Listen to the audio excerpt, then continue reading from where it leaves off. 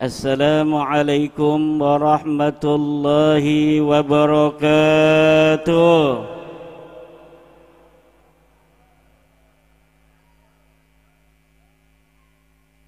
Alhamdulillahil malikil hakim, al-jawadil karimil azizir rahim.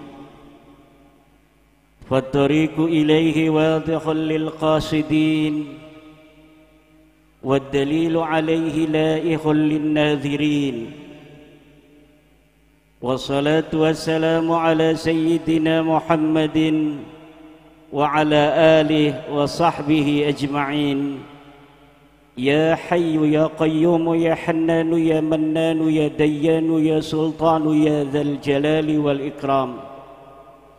اللهم اجعل هذه البلدة Indonesia baldatan aminatan mutmainnah waj'al ahlaha min ibadikas salihin wa ati ya rabbana rizqaha min kulli makan wa min kulli ardin wa kulli manba'. Amin ya Allah ya Rabbal. Allahumma ya hayyu ya qayyum ya hannanu ya mannan ya dayyanu ya sultan ya dhal jalali wal ikram. Amma ba'du, faya ashabal fadail, hadaratil mukarramin, para alim, para ulama, para kiai, para kesepuhan, wabil khusus Ketua Panitia Kiai Haji Nur Hasan yang Allah berkahi dengan acara haul embah para wali Kali Pucang Batang. Yang hadir diberkahi apalagi ketua panitianya. Yang saya hormati Ketua PWI LS Kabupaten Batang, Panglima LS Kabupaten Batang, Ketua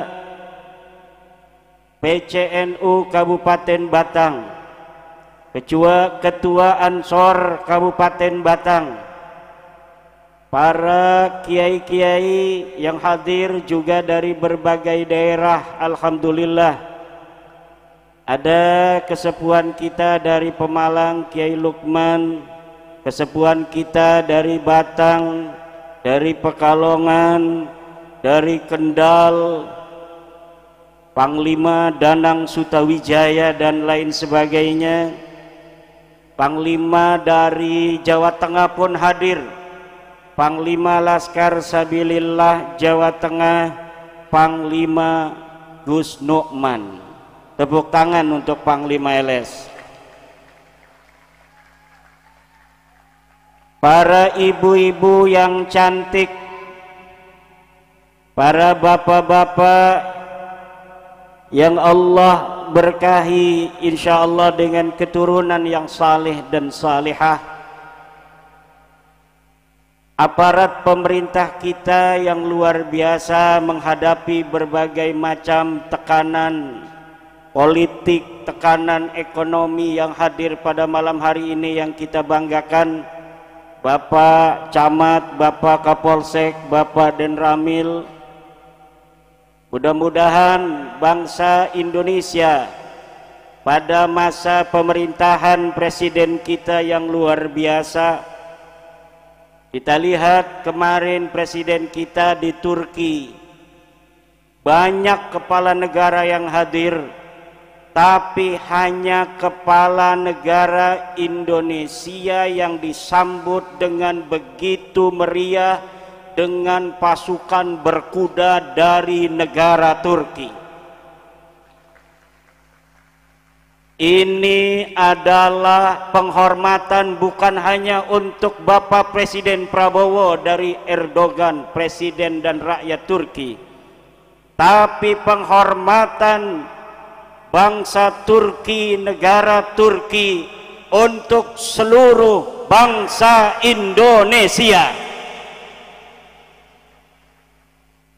Bagaimana kita lihat juga kemarin, ibu-ibu jangan suka hanya nonton sinetron, tonton berita Pak Prabowo ada di luar negeri.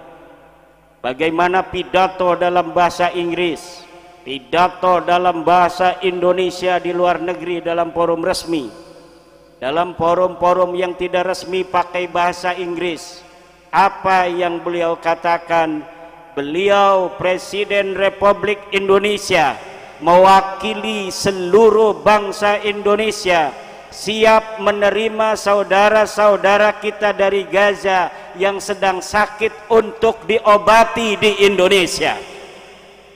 Anak-anak yatim yang tidak punya ayah, yang ayahnya gugur dibom oleh Israel laknatullah alaihim, siap untuk ditampung di Indonesia, diberikan kehidupan, diberikan pendidikan, dan kalau dia sudah pintar akan dikembalikan lagi ke Gaza, Palestina. Ini adalah senada dengan denyut nadi bangsa Indonesia yang tidak sudi saudaranya di Palestina dijajah, dizalimi, dibunuh, dinistakan, rumahnya dibom oleh orang-orang kafir Yahudi. Kita hanya bisa berdoa. Telah lama kita menantikan seorang kesatria bangsa Indonesia yang akan memimpin kita, dan pada hari ini kita telah diberikan seorang pemimpin yang berani berkata yang tegas di kancah dunia demi membela Palestina. Dan ini harus diiringi dengan persatuan kita sebagai bangsa. Kita mempunyai pemimpin yang luar biasa itu, mempunyai konsekuensi, karena setiap ketegasan, setiap keberanian, setiap keputusan mengandung resiko dan konsekuensi. Maka persatuan Indonesia adalah sebuah jawaban bagi bagaimana Indonesia tahun 2045, 100 tahun dari kemerdekaannya, nanti akan benar-benar menjadi sebuah negara kebanggaan bagi dunia internasional. Ibu lihat itu di televisi, jangan nontonnya sinetron Al-Walid dari Malaysia, nonton di YouTube pada nonton Walid, seorang yang ngejual agama kemudian ngembat anak-anak cewek itu. Tapi tonton itu berita-berita yang membanggakan, bagaimana kiprah internasional kita hari ini begitu diperhitungkan oleh dunia internasional. Oleh karena itu, masyarakat Pulau Pinang, Kali Pucang, pada malam hari ini harus juga mempersiapkan para generasi-generasi muda yang akan menjadi pemimpin-pemimpin bangsa yang membanggakan di masa depan. Bukan hanya dia sebagai pemimpin yang dengan partai yang sebagai kendaraannya dia bisa menjadi presiden, kemudian tidak ada apa-apa yang bisa dilakukan, tetapi bagaimana dengan dia menjadi pemimpin, dia menjadi presiden, mewakili kebanggaan kita sebagai bangsa, yang dimana bangsa kita sejak masa lalu merupakan bangsa besar, bangsa yang diperhitungkan dunia. Para pelayar-pelayar dari Jawa baca buku Summa Oriental karya Tommy Pires tahun 1500, dari sekarang ini 500 tahun yang silam. Seorang Portugis bernama Tommy Pires dalam bukunya Summa Oriental mengatakan bahwa pelaut-pelaut Indonesia tahun 1500 sudah berdagang ke Madagaskar, sudah berdagang ke China, sudah berdagang ke Afrika, sudah berdagang ke Amerika, sudah berdagang ke berbagai macam belahan dunia. Dan orang-orang Jawa, ditulis di dalam buku Suma Oriental itu, mempunyai kebanggaan sebagai orang Jawa. Kalau ada orang asing datang ke Jawa, kemudian dia jalan lebih tinggi daripada orang Jawa, langsung diamuk dan langsung ada yang dibunuh. Ini kebanggaan masyarakat Jawa pada masa lalu. Hei orang-orang Batang, apakah Anda tahu bahwa Batang ini tahun 600 Masehi sudah menjadi pusat peradaban Nusantara dengan kerajaan Kalingga, di mana kerajaan Kalingga dengan Ratu Sima pusatnya di Kabupaten Batang. Orang Batang tidak tahu, tetapi bukti sejamannya ada. Apa bukti sejaman? Sumber primer bagi Kabupaten Batang, putra putri Batang hari ini yang hidup di Kabupaten Batang merupakan keturunan-keturunan dari kesatria-kesatria kerajaan Kalingga pada abad 600 Masehi. Mana bukti sejamannya? Lihat Prasasti Sojomerto. Apa namanya? Prasasti Sojomerto merupakan bukti sezaman. Batunya sudah diteliti dari peneliti Universitas Indonesia Bapak Bukhari, bahwa batu yang ada di Batang yang menunjukkan nama-nama daripada kerajaan Keling dan raja-rajanya merupakan batu yang ada sekitar 4 Masehi, abad 4 Masehi sampai abad 6 Masehi. Kita hitung saja kalau dia abad 6 Masehi. Kalau abad 6 Masehi, di Batang ini sudah menjadi kerajaan besar di Nusantara. Sekarang 2025 berarti sudah 1400 tahun yang silam, bersamaan di Saudi Arabia Nabi Muhammad diutus oleh Allah Subhanahu wa taala sebagai nabi. Di Batang sudah ada kerajaan besar Bapak dan Dim, Bapak dan Ramil. Yai Lukman jangan gegabah, itu di Pemalang masih kalah. Di sini sudah abad 6 sudah ada kerajaan besar.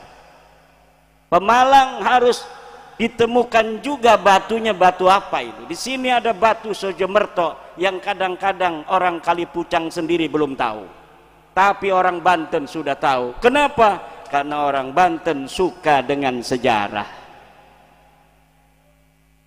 Allah, Allah.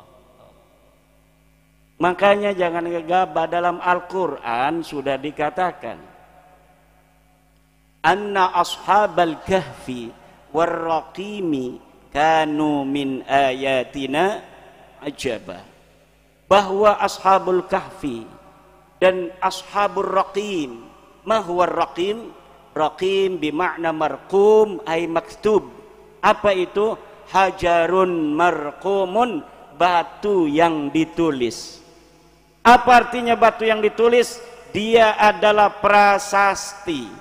Prasasti merupakan sebuah min ayatina ajaba, sebagian dari tanda-tanda kebesaranku. Bagaimana tidak?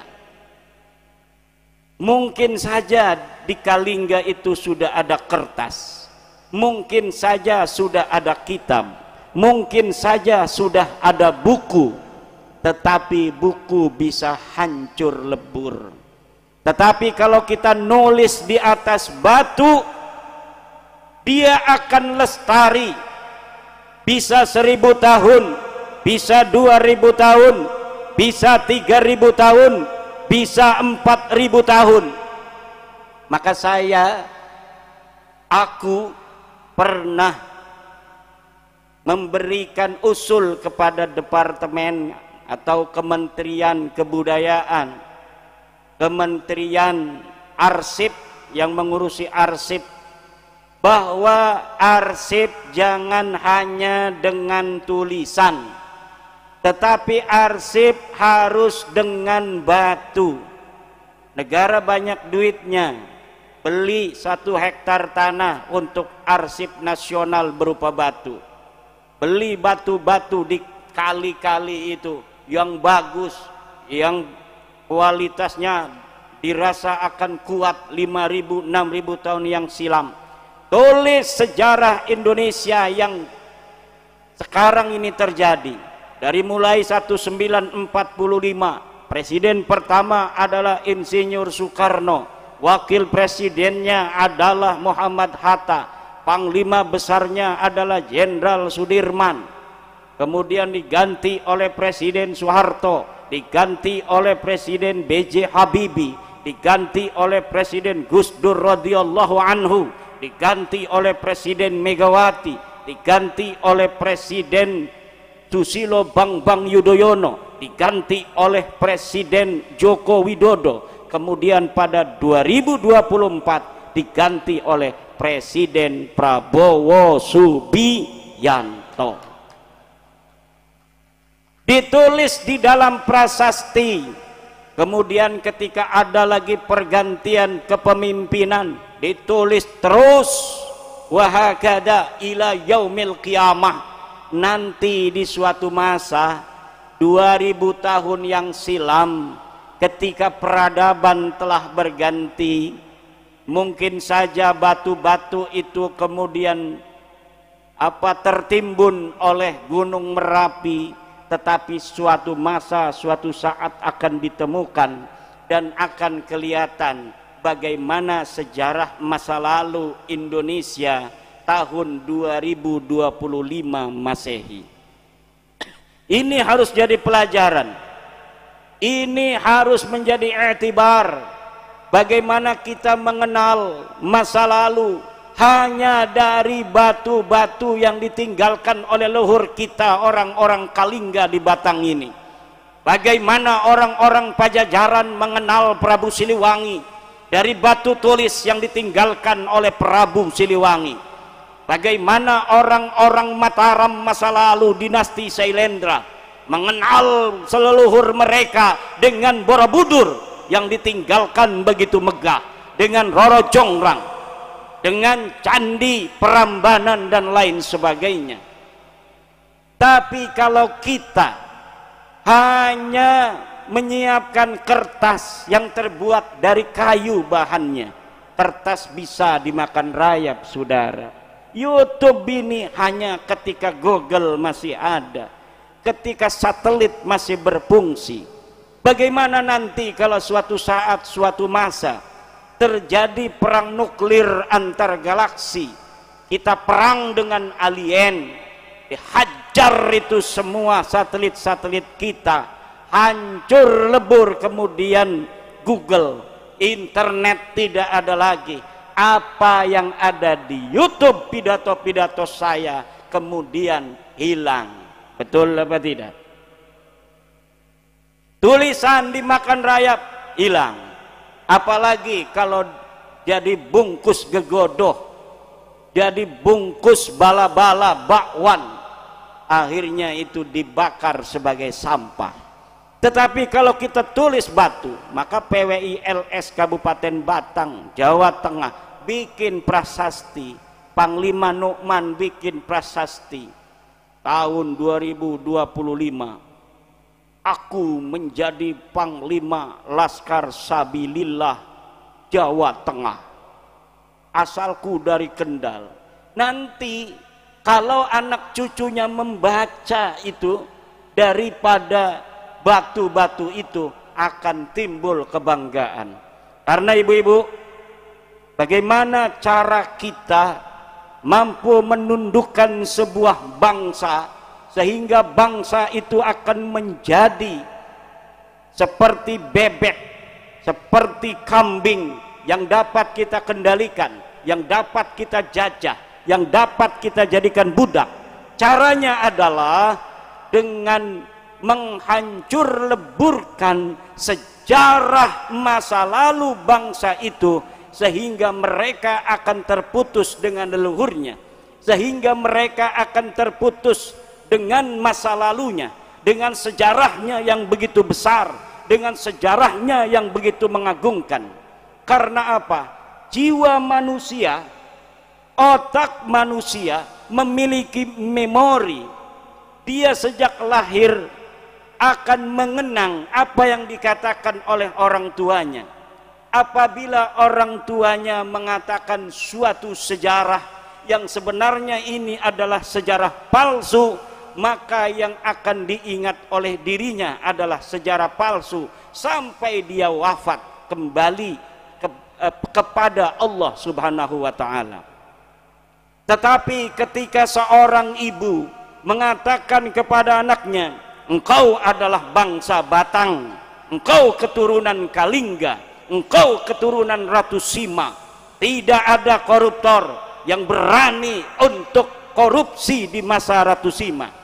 Tidak ada maling yang berani maling. Sepeda diletakkan di depan rumah, tidak akan ada yang mencuri kalau di zaman Ratu Sima. Kenapa? Karena Ratu Sima yang berasal dari Batang ini, saudara, jangankan orang lain, anak sendiri dieksekusi ketika dia melanggar hukum. Kalau kita belajar tentang keadilan hukum, belajar kepada orang Batang, karena mereka adalah keturunan-keturunan Ratu Sima.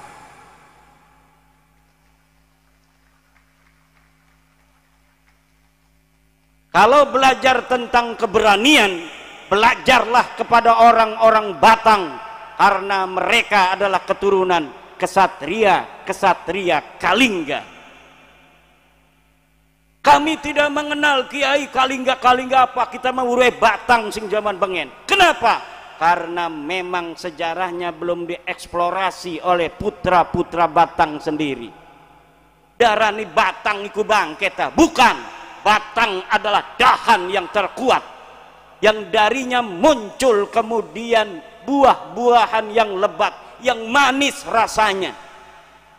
Itulah Batang. Siapa orang yang hari ini mencatat tentang sejarahnya yang luhur, maka anak cucunya akan mengetahui keluhurannya. Siapa orang yang lalai mencatat sejarahnya, maka anak cucunya kemudian akan melupakannya. Untung Kiai Nur Hasan malam hari ini ngehol embah-embah kali pucang. Kiai Nur Rahman, ada Panglima Tegal segala ini, Masya Allah. Ini Gus Heri, rambutnya aja nggak bisa dipotong pakai tangan. Luar biasa.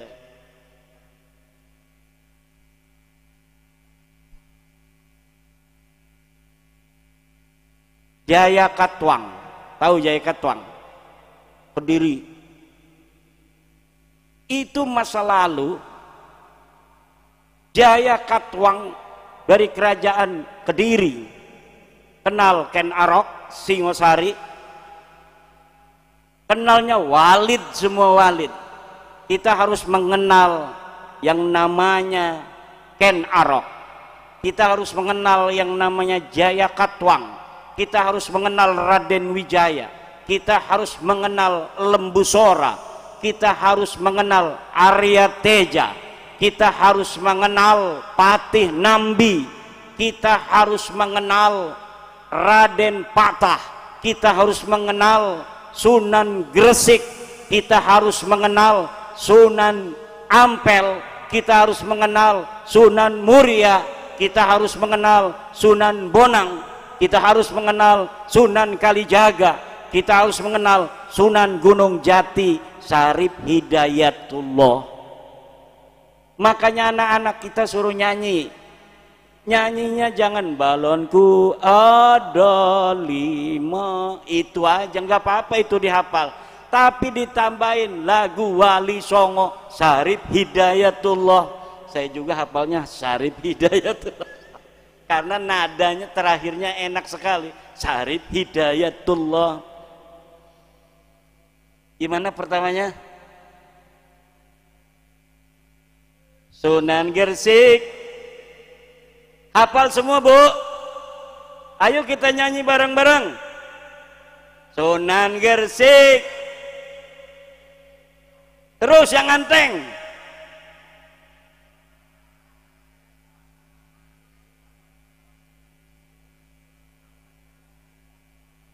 Tepuk tangan.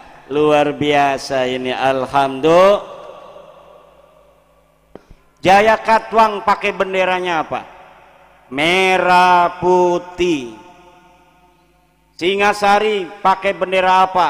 Merah putih. Kerajaan Mataram kuno pakai bendera apa? Merah putih. Kerajaan Surakarta setelah dia berpisah dengan saudaranya Jogja pakai bendera apa? Merah putih. Kerajaan Aceh pakai bendera apa? Merah putih. Kerajaan-kerajaan di Sulawesi, Bone, benderanya juga merah putih. Apa yang dibawa oleh Sisingamangaraja ketika perang melawan Belanda? Apakah dia pakai bendera-bendera yang lain? Tidak. Dia memakai bendera merah putih. Pangeran Diponegoro 1825 ketika perang Jawa, bendera apa yang dia gunakan? Merah. Majapahit benderanya apa? Merah. Kerajaan yang warnanya Golkar itu cuma Banten sama Demak, warnanya kuning. Namanya kerajaan Golkar. Karena Banten itu anaknya Demak, jadi benderanya sama kuning, tapi yang lainnya merah putih. Makanya karena kebanyakan bendera-bendera Nusantara adalah merah putih, para founding father bangsa kita, Insinyur Soekarno, Muhammad Hatta, Husni Tamrin dan lain sebagainya, kemudian mensepakati bahwa bendera kita adalah merah, merah, merah. Jadi merah putih sudah ribuan tahun bersama anak-anak bangsa Nusantara. Tidak ada yang mengatakan sejak zaman dulu para sejarawan bahwa merah putih hanya keluar baru tahun 1945. Tidak, saudara. Tapi merah putih bersama bangsa Indonesia sudah ribuan tahun yang silam. Dari saripati budaya dan memori kolektif bangsa Indonesia terciptalah bendera kesayangan kita, merah putih, yang hari ini ada di lengan-lengan para laskar sabilillah perjuangan Wali Songo Indonesia dan Banser Ansor. Saya ledek tadi Bapak polisi dengan Bapak TNI. Kenapa kalah dengan PWI? Ada lambang bendera merah putih. Banser, ketuanya mana? Ketua Batang pakai banser, ada merah putihnya. Tentara sudah nggak ada, polisi di bajunya nggak ada. Kata Kiai Kesepuhan, karena tentara dan polisi merah putihnya sudah ada di dalam dada dan sudah ada di dalam jiwa. Tetapi khusus PWLS, walau merah putih itu terletak di bajunya, tapi dia juga selalu berkibar-kibar di dalam dada dan jiwa daripada para laskar sabilillah perjuangan Wali Songo Indonesia. Ini merah putih ini harus berkibar ila yaumil qiyamah.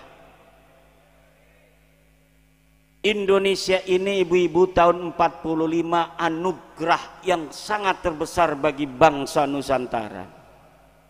Dari zaman dulu kita di bangsa Nusantara ini terdiri dari berbagai macam kerajaan-kerajaan. Tahun 1 Masehi kerajaannya cuma ada di Banten, namanya Salaka Negara. Kemudian 4 Masehi itu ada di Martapura di Kalimantan, kemudian Kalingga ada di Batang, kemudian Tarumanegara ada di Bekasi, tapi berbeda-beda kerajaannya. Kemudian abad-abad selanjutnya, pada abad ke-10 Masehi muncul Singosari, kemudian Mataram kuno abad ke-7. Abad 13 muncul Majapahit. Majapahit hampir saja menguasai seluruh Indonesia, tapi sayang umur Majapahit tidak begitu panjang, hanya 200-an tahun Majapahit. Kemudian muncul kesultanan Islam. Di Demak ada kesultanan Islam didirikan oleh Raden Patah Demak. Di Giri Kedaton di Jawa Timur ada Kesultanan Kedatuan Giri. Di Cirebon kemudian ada Kesultanan Cirebon. Di Banten Kesultanan Banten. Di Jayakarta itu fasal daripada kesultanan yang ada di Banten. Tapi kita belum pernah bersatu seperti tahun 45 dari Aceh sampai Papua. Tetapi tahun 1945 alhamdulillah kita bersatu dari Sabang sampai Merauke di bawah satu bendera merah putih dengan satu dasar Pancasila. Ini harus dijaga. Ini harus jangan sampai dipecah belah. Tidak boleh lagi orang-orang yang ingin kemudian merubah negara kita dari negara kesatuan Republik Indonesia kemudian dipecah-pecah kembali seperti masa lalu. Kenapa? Karena kalau sudah dipecah-pecah lagi, maka akan mudah dikuasai bangsa lainnya. Hari ini kita bangsa besar, kita bangsa yang keempat di dunia terbesar secara penduduk. Pertama di China, di India, Rusia, Amerika, Indonesia. Kelima, ini negara yang sangat diperhitungkan dunia. Jadi setiap anak, setiap putra Indonesia itu masuk catatan.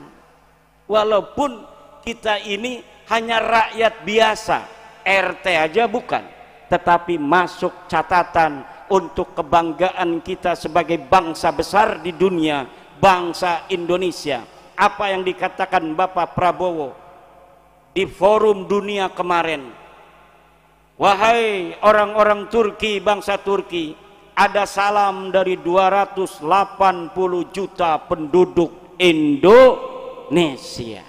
Berarti kita ini yang satu ini ke bawah, disalamin oleh Bapak Prabowo kepada penduduk Turki. Ini kebanggaan. Coba kalau kerajaannya kita sekarang kerajaan Batang mau merdeka dari Indonesia, penduduk Batang paling 1 juta atau 2 juta, betul? Itu tidak membanggakan. Ada salam dari 1 juta penduduk negara Batang. Tapi marilah kita jaga Indonesia ini selama-lamanya. Nama Indonesia ini adalah nama yang barokah. Indonesia. Indonesia adalah berarti Nusantara. Negara yang terdiri dari 17.000 pulau. Yang terdiri dari berbagai macam suku bangsa. Ada Jawa, ada Sunda, dan ada yang lainnya. 280 juta terdiri dari 700 suku, bahkan menurut BPS 1.400 suku bangsa. Bahasanya beda-beda. Di Batang boleh bahasa Jawa, tapi bahasa Jawa Batang berbeda dengan bahasa Jawa Tegal. Betul? Orang Tegal bahasa Jawa, tapi bahasa Jawa Tegal pasti ada bedanya dengan bahasa orang Pemalang. Orang Pemalang bahasa Jawa beda dengan orang Cirebon. Katanya Banten nama Cirebon itu saudara. Tapi Kiai Abbas, ketua umum kita PWLS, ngebel saya bahasa Jawa Cirebon. Kalau bahasa kasarnya panglimanya itu Ali Hipni. Kalau ngomong bahasa Jawa biasa saya ngerti. Tapi kalau sudah bahasa Jawa alus Cirebon, saya nggak ngerti. Saya cuma jawabnya nji. Padahal nggak ngerti saya. Katanya saudara tapi ngomong nggak ngerti saya. Katanya yang tua itu Banten karena anak pertama. Kata Kiai Abbas, Banten itu adiknya yang muda karena bapaknya orang Cirebon. Pengen keleh bae orang gelem keleh. Kiai Abbas.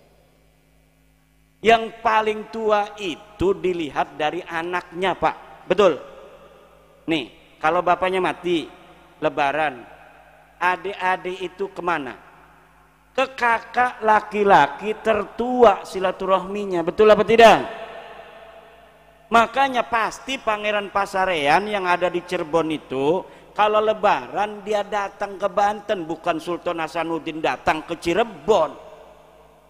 Dia nunggu dulu di Banten. Setelah Pangeran Pasarean itu silaturahmi salaman, baru Sultan Hasanuddin ke Cirebon untuk apa?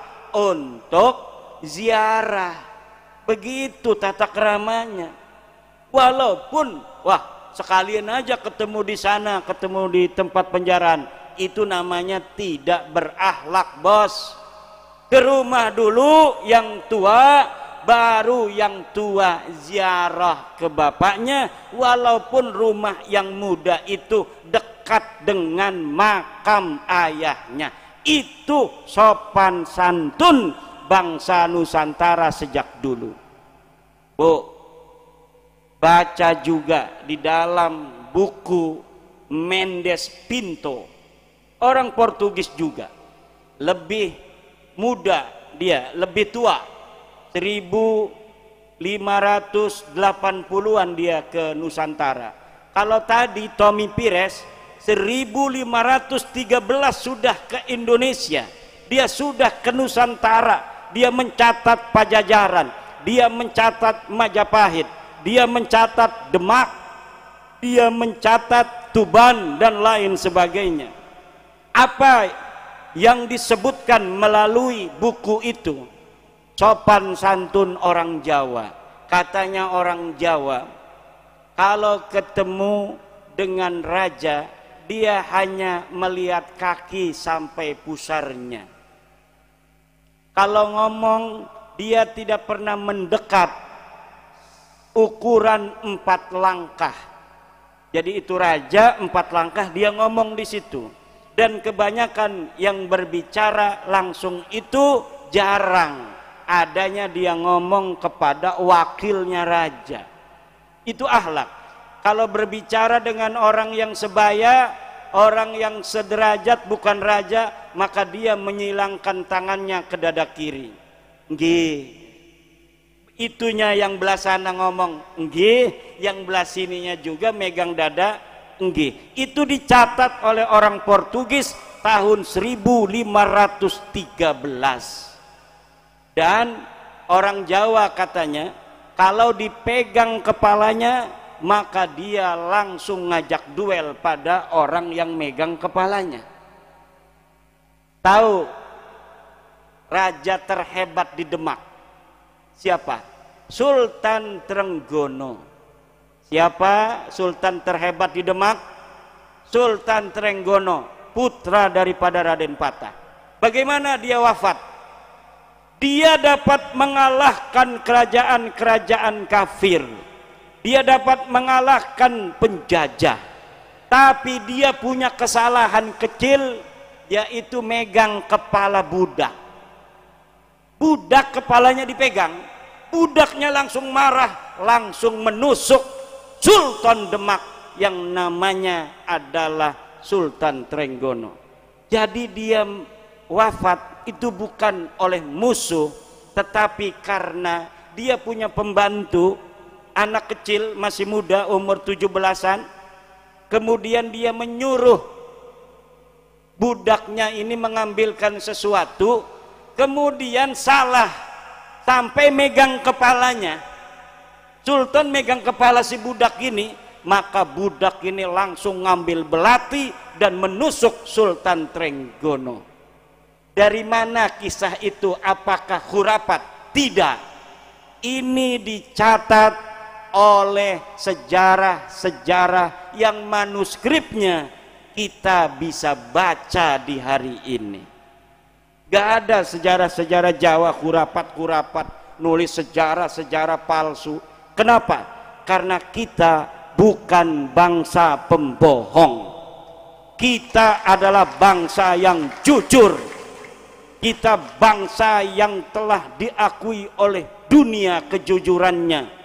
Kita bangsa yang diakui oleh dunia kekasatriaannya. Bahkan di dalam Summa Oriental karya Portugis, orang Jawa selain dia merasa tinggi derajatnya di atas seluruh bangsa-bangsa dunia, orang Jawa juga punya kekhasan yang namanya tradisi amuk. Tradisi apa? Amuk. Apa itu tradisi amuk? Tradisi yang apabila harkat dan martabat bangsa direndahkan, maka orang-orang Jawa akan sanggup untuk mengorbankan jiwa dan nyawanya, raganya, demi mempertahankan harkat dan martabat bangsa. Ini yang dicatat oleh orang-orang luar negeri, Pak. Makanya jangan percaya dengan omongan orang-orang yang mengatakan bahwa orang Jawa itu keturunan budak. Orang Jawa keturunan rendah. Orang Jawa kita bohongin aja, nurut aja. Tidak, Pak. Pasti suatu hari, suatu masa kebohonganmu akan dibongkar oleh orang Jawa. Di suatu hari, di suatu masa, kalau engkau merasa lebih tinggi dari orang-orang Jawa, maka orang Jawa itu tidak akan membiarkan dirinya dihina, tetapi dia akan tunjukkan bagaimana kebesaran sejarahnya di masa lalu dan keangkuhannya di atas bangsa-bangsa lain di dunia ini. Karena memang orang-orang dari Eropa mencatat bahwa orang Jawa itu merasa sebagai orang paling mulia di dunia di masa lalu. Kenapa? Karena kekayaan kita melimpah. Kekayaan kita melimpah. Dicatat oleh Tommy Pires bahwa anjing-anjing pemburu dari raja-raja dan para kesatria, kalungnya kalung emas. Panglima kalung orde, kalung emas orde, tas emas. Haram ngakune kiai, dudu haram orde duit. Tapi kita, leluhur kita, anjingnya saja untuk memburu di hutan, ini kalbun muallam, apa namanya? Kalbun muallam, itu dalam Fathul Qarib, anjing yang diajarkan untuk berburu. Anjing berburunya itu keturunan apa leluhur-leluhur kita itu, kalungnya saja emas. Dia punya tombak, tombaknya ada lapisan, peranti nyekel kah? Apa lapisannya? Emas. prajurit-prajurit Jawa itu lapisan-lapisan pemegang tombaknya adalah emas. Kenapa itu?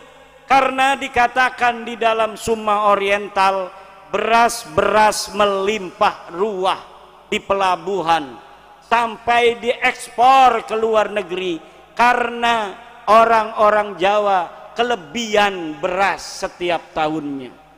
Jadi sekarang kita ini sudah lama ini swasembada tidak pernah mencapai.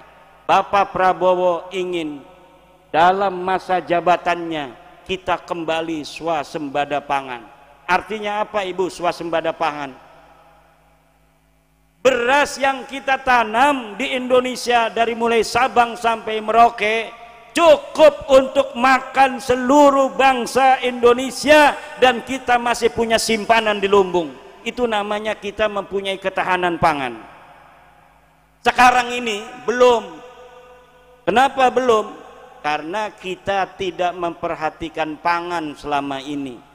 Kita terbuai oleh beras-beras murah dari luar negeri. Akhirnya sawah-sawah yang ada dibikin pabrik, sawah-sawah yang ada dibikin perumahan oleh korporasi-korporasi. Sawah di mana-mana makin menciut. Kemudian kita kurang beras. Menteri Perdagangan beli berasnya dari luar negeri. Pak Prabowo ingin pada masa jabatannya ini Indonesia kembali seperti masa leluhurnya zaman dahulu kala, bahwa kita tidak pernah lagi beli beras dari luar negeri karena sawah-sawah dari petani kita sudah cukup untuk memberi makan seluruh bangsa Indonesia. Makanya sekarang dibangun sawah-sawah di Irian Jaya di Papua, jutaan hektar oleh Bapak Jokowi dan Bapak Prabowo diteruskan. Di Kalimantan, hutan-hutan sekarang ini Bu, banyak yang dibabat. Enggak apa-apa, babat aja hutan itu Pak, bikin sawah yang banyak. Jangan ngedengerin itu ahli-ahli lingkungan dari luar negeri. Orang-orang Indonesia tidak boleh lagi untuk negor wiwitan-wiwitan, untuk menebang pohon-pohon. Buat apa kita banyak pohon kalau kita nggak makan? Kita mau makan pohon? Bikin aja sawah-sawah yang banyak. Untuk apa? Ketahanan pangan. Bu, Ibu, kalau ibu ini kan mikirinnya cuma dapur, betul? Mikiri laki wayuh, betul? Tapi Bu, sebenarnya ini dunia ini Bu, dunia sedang tidak baik-baik saja. Dunia ini sedang tidak baik-baik saja. Ada ancaman resesi dunia. Amerika Bu, negara yang katanya kaya raya, sekarang ini lagi puyeng mikiri utang. Utangnya udah ribuan triliun, jutaan triliun ke luar negeri. Makanya sekarang dia, orang Indonesia yang ngirim barang ke Amerika harus bayar 32% pajak. Allah. Ada yang suruh bayarnya 50%, ada yang suruh bayarnya 60%. Jadi kalau kita mau jual sapu ke Amerika, harganya itu adalah 10.000, maka kita harus bayar untuk sapu yang kita jual ke Amerika 3.600 atau 3.200. Jadi harganya akan semakin mahal. Nah, kemudian Cina melawan. Nah, kalau Cina dan Amerika ini sudah berhadap-hadapan, kemungkinan besar terjadi perang dunia ketiga, Bu. Kalau terjadi perang dunia ketiga antara Amerika dan China, kita ini dekat Bu dengan Cina, ada laut Cina Selatan yang membatasi. Di situ nanti perangnya. Orang-orang Sumatera, Kalimantan, Sulawesi kena imbasnya. Amerika sudah memiliki pangkalan militer di Filipina. Inggris sudah memiliki pangkalan militer di Malaysia. Inggris juga punya pangkalan militer di Singapura. Inggris juga punya pangkalan militer di Selandia Baru. Inggris juga punya pangkalan militer di Australia. Kita dikepung, Bu. Kita ini dikepung. Sementara orang Amerika itu aslinya orang Inggris semua. Pasti kalau Amerika ini perang dengan China, maka Inggris akan membantu Amerika. Understand? Yang akan terjadi apa? Kita bingung. Kita dekat dengan Cina, haplogrupnya juga sama. Haplogrup orang Batang dengan orang China, orang Jepang itu sama semua. Karena kita dan orang Cina itu saudara. Leluhurnya sama masa lalunya. Dari Nabi Nuh. Nabi Nuh punya anak, Sam punya anak. Apa namanya itu? Siapa itu? Kita ini dari satu anaknya Nabi Nuh yang melahirkan bangsa China, bangsa Jepang, bangsa Korea, bangsa Indo. Saya waktu di Mesir itu di pasar jalan-jalan. Amoh, kata anak-anak itu. Amoh itu paman. Apa? Anta minasin? La. Minal Yaban? La. Minaina anta? Ana Indonesia. Jadi kelihatannya kita ini kalau sama orang Arab kelihatannya sama dengan orang China, sama dengan orang Jepang. Pas sekarang zaman-zaman DNA ternyata betul leluhur kita satu DNA dengan orang Jepang dan satu DNA dengan orang Cina.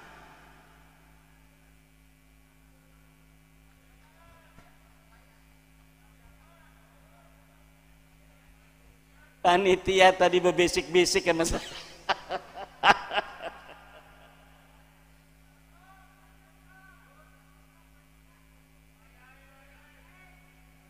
Ngopi dulu. Bismillahirrahmanirrahim.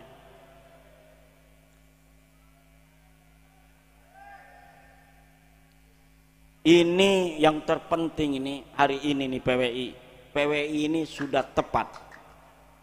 PWI ini adalah yujahiduna fi sabilillah wala yakhafuna laumata laim. Berjihad fi sabilillah, namanya juga laskar sabilillah, wala yakhafuna laumata laim, dan tidak takut terhadap cercaan orang-orang yang mencerca. Artinya apa? Kita punya tanggung jawab besar. Apa-apa yang hari ini belum sempat dilakukan oleh negara karena kesibukan negara menghadapi berbagai macam tantangan, itu harus dilakukan oleh kita sebagai bangsa yang diwakili oleh Laskar Sabilillah. Nomor satu, kita dilahirkan dari rakyat dan bangsa Indonesia, harus menjaga rakyat dan bangsa Indonesia. Harkatnya, martabatnya, kemuliaannya harus dijaga oleh Laskar Sabilillah, perjuangan Wali Songo Indonesia. Tidak boleh ada siapapun menghina bangsa Indonesia. Bangsa Indonesia bangsa besar, masa lalu merasa dirinya sebagai bangsa yang paling mulia di atas dunia. Ini bangsa Jawa, bos. Jangan sembarangan, bos. Bangsa yang sejak dulu diberikan karunia dengan kekayaan yang ada di atas buminya, kekayaan yang ada di bawah buminya, kekayaan yang ada di airnya, kekayaan yang ada di gunungnya, minyaknya, nikelnya, dan lain sebagainya. Diberikan untuk siapa? Putra putri Indonesia. Sebesar-besarnya hanya untuk kemuliaan bangsa Indo.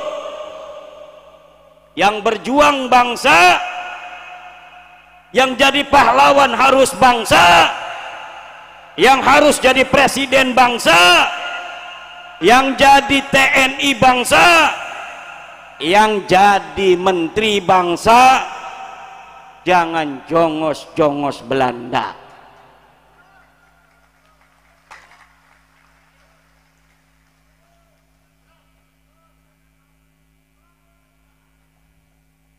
Ini, Bu, lahirkan untuk kami hari ini generasi-generasi yang akan datang, yang akan sanggup menjaga kemuliaan kita yang nanti akan menjadi tua-tua renta.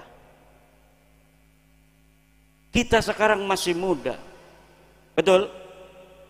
Bu, saya masih muda apa udah tua? Bu, kata ibu-ibu, bapak-bapak masih muda, tapi kata cucu saya udah tua. Cucu saya hampir 2, Bu.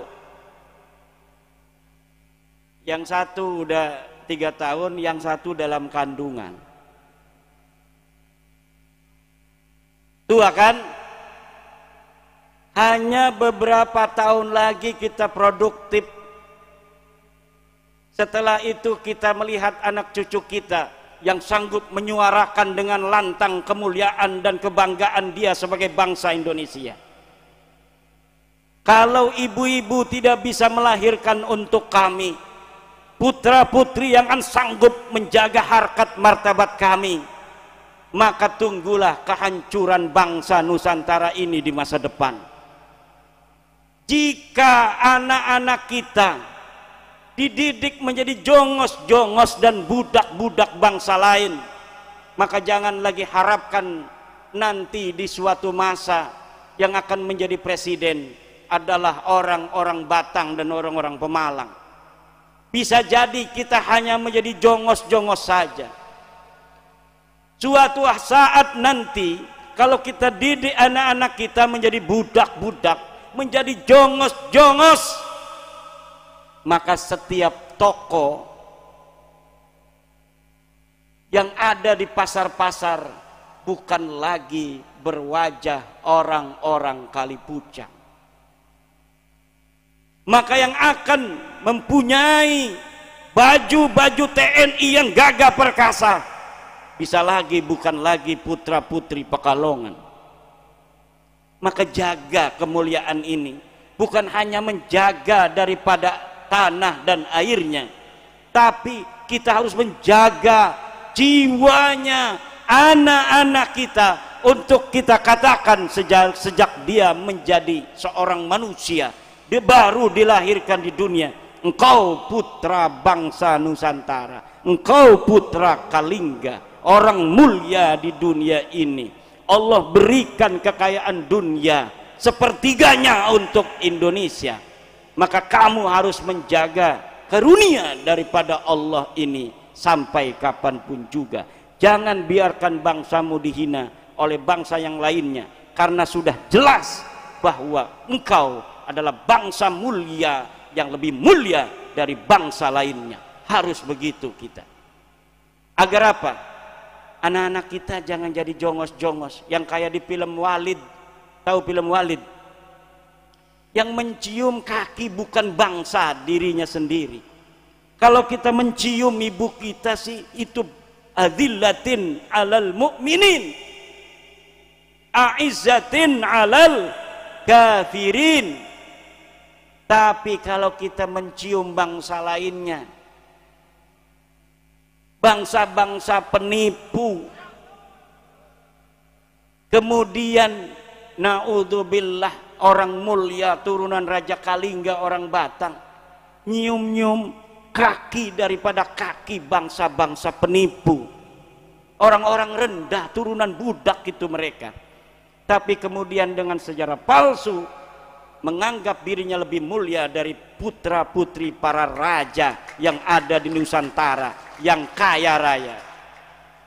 Zaman sekarang kita mondok, amplop ke kiai, amplopnya tipis, Dulu orang Banten mondok di Mekah Al-Mukarramah, kalau ngamplop sekali ngamplop sama gurunya kaya raya seumur hidup. Karena apa? Karena ngamplopnya permata dan berlian. Apakah ada itu bukti sejamannya Kiai? Ada. Itu dicatat dalam sejarah dan dikonfirmasi oleh orang-orang dari Arab Saudi. Dulu di Banten ada seorang putra raja Sultan Abul Mafahir, namanya Pangeran Pekik, mondok di Arab Saudi tahun 1634. Dibentuk timnya namanya Lebe Panji, mondok di Ibnu Allan, pengarang kitab Dalilul Falihin, sarah dari Riyadhus Salihin, Ibnu Allan. Kata saya, ini dalam sejarah Banten ditulis Pangeran Pekik mondok pada Ibnu Allan.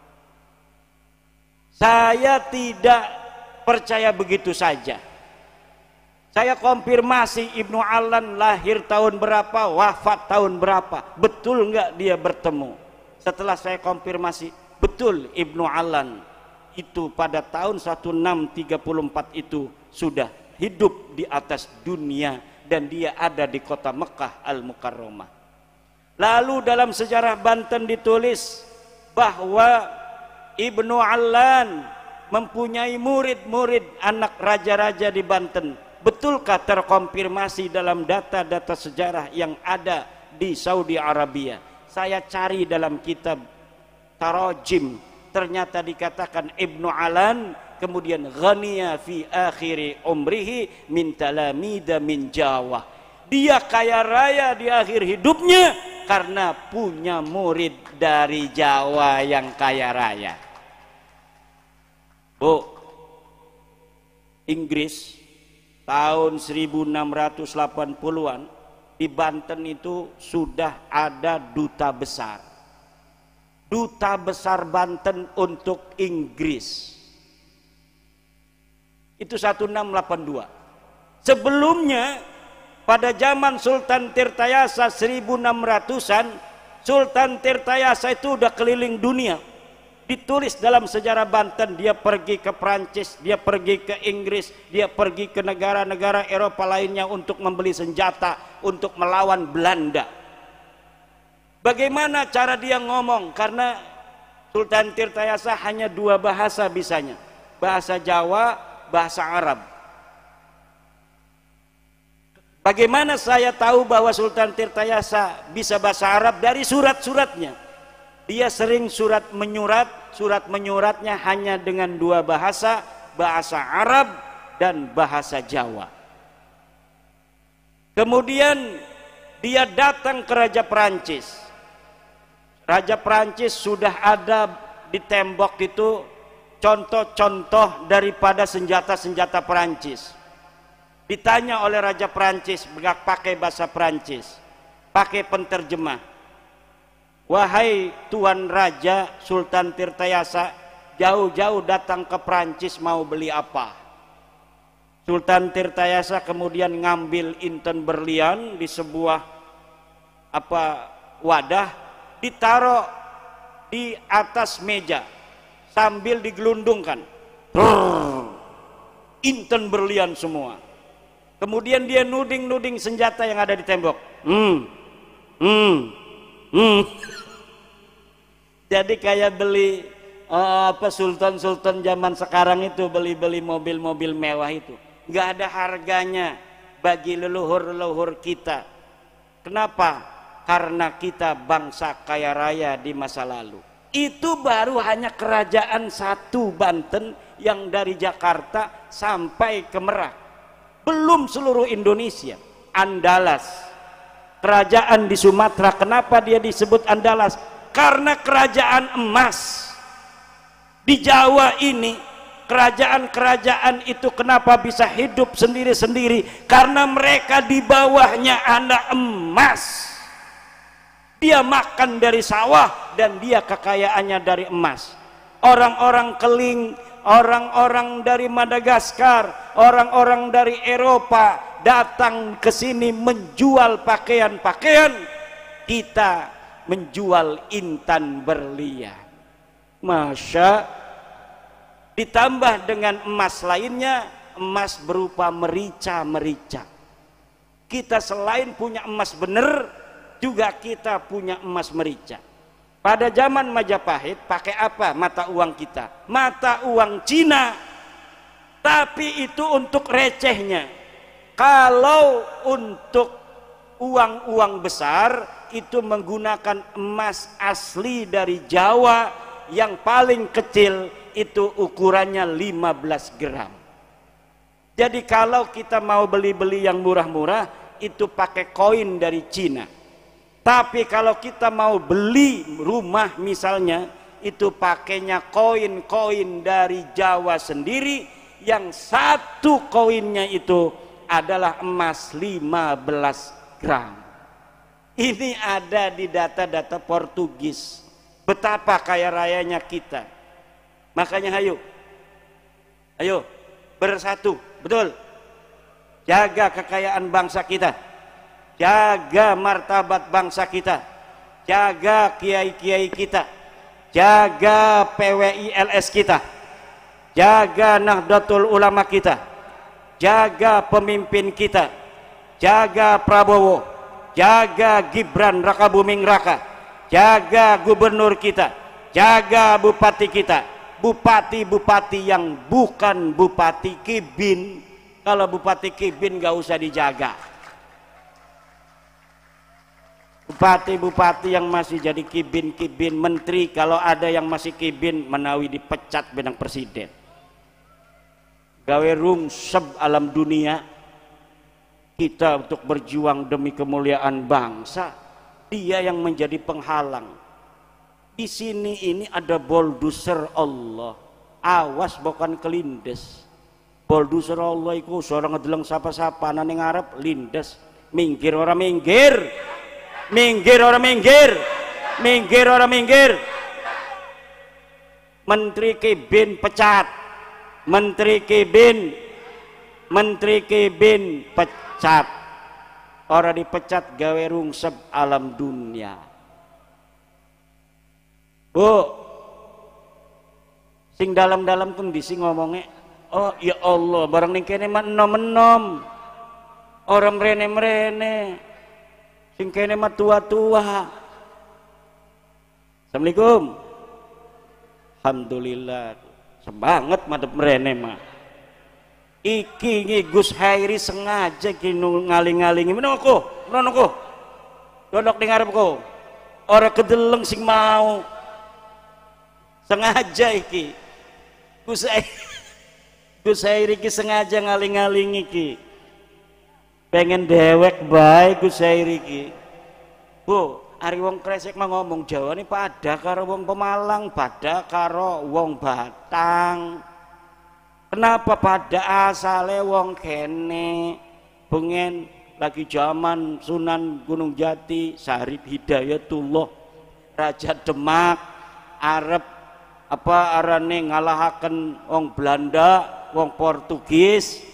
Iku pasukanane sing Kadilangu, sing Banyumas, sing Tegal, sing Pemalang, sing Batang, sing Pakalongan, sing Brebes, Merana, ning Cirebon terus ning Banten.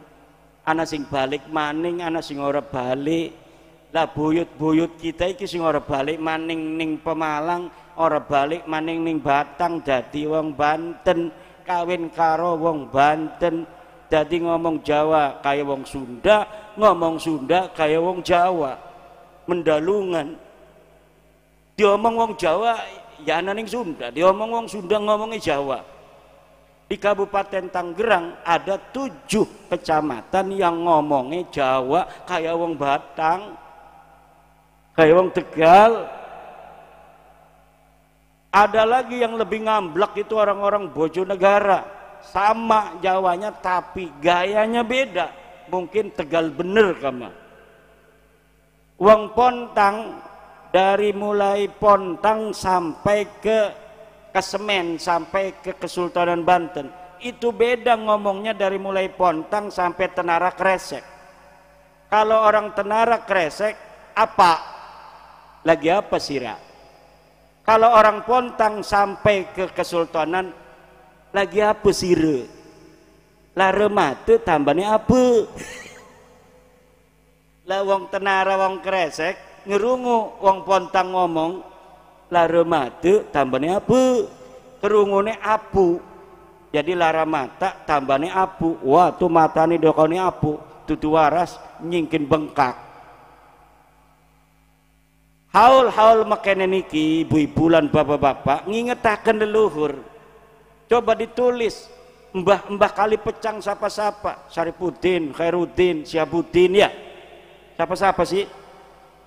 Akeh iki kudu dicatat sejarah premen. Bukan engkone arane dadi al-anu asli wong turunan Kalingga. Agama boleh berbeda kita dengan leluhur kita, ndak apa-apa, tapi DNA-nya sama. Karena kita wong Kalingga, turunan raja-raja Kalingga, ya DNA-ne pada karo leluhure. Iku arane al-istishab al-maqlub. Ora apa-apa. Ku mau wong ngaku turunan Nabi Ismail, DNA-ne dudu DNA Ismail.